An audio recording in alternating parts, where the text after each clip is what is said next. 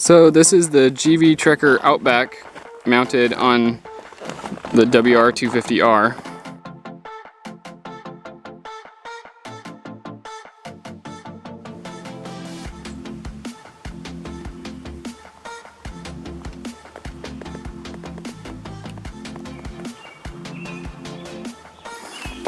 You can see the mounting plate down there a little bit.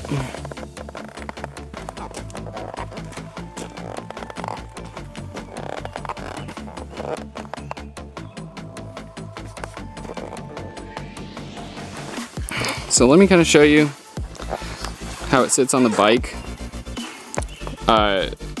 It looks like it's decently far back, but when I'm riding I can actually lean back a little bit and use it as a backrest. So definitely can't have this and a passenger on at the same time. So there's a nice little key cover here. You twist that and that both unlocks the latch on the top. So that opens that up. And this key also unlocks the lever that you pull to take the box off. I'll show you that in a second. So this is what I've got in here right now. I've got a decent sized camera bag, you can see the size of my hand, and like a water bottle. I mean, there's a bunch of extra room in here. Goggles. Let me pull this stuff out and show you. So one of the things that I've used this for is, like, I have my work binder, just like a full-size binder, and it fits down flat in the bottom, no problem. My dirt biking helmet with a camera on the side. I don't know if it's gonna happen. It's damn close. If I took this thing's the problem right now. But anyways, it fits my medium full face helmet, my street full face helmet perfectly fine. This seal is great. I've never gotten any water in there. I've heard people say online that they've closed this at a high elevation and then gotten down to a lower elevation and went to open it back up, and that it was really difficult to open because the pressure difference had actually sealed it because the seal is so good. So my experience has been that it's a good seal as well. Let me show you one-handed how this comes off. So when you pull this, it releases on the bottom. Maybe you hear that click, that's how it attaches. So it comes off there, and then there's a couple of posts in the front. Yeah, so these posts, it just slides off backwards. And this is normally super easy, I'm just trying to do it with one hand while I hold the camera.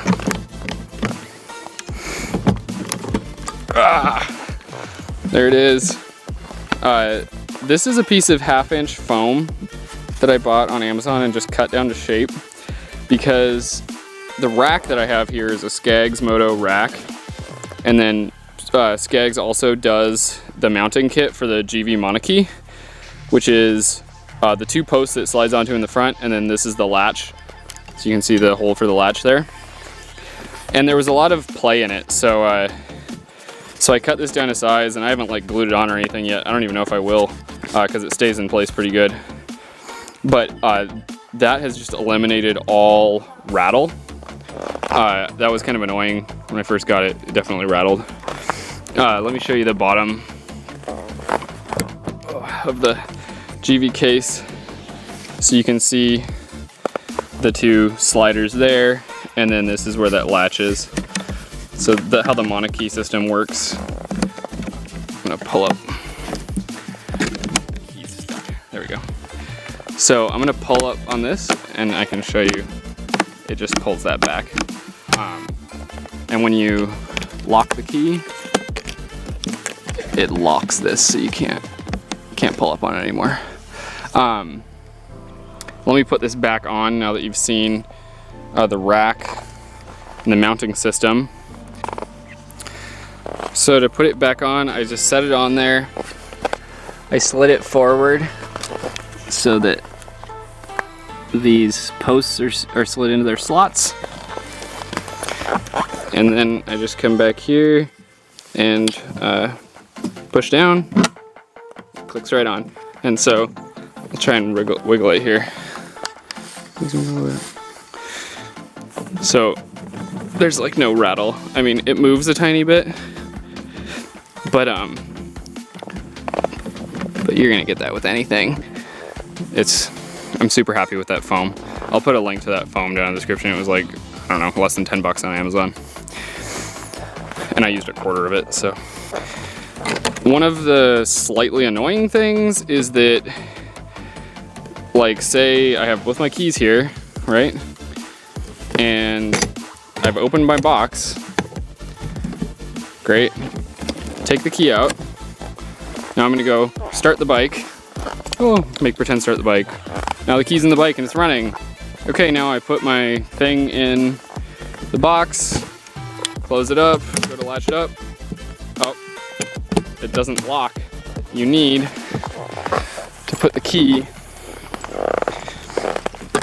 into this lock and turn it into the unlocked position so that this, let me show you, can click down that last bit and actually latch. So now it's locked. Slightly annoying, not a deal breaker. I sprayed a little bit of WD-40 in this lock cylinder because it was getting really like bindy, but just a squirt of WD-40. And I probably should have used graphite because, I don't know, I'm lazy and so I just got the WD-40. And this cap thing seems to work well.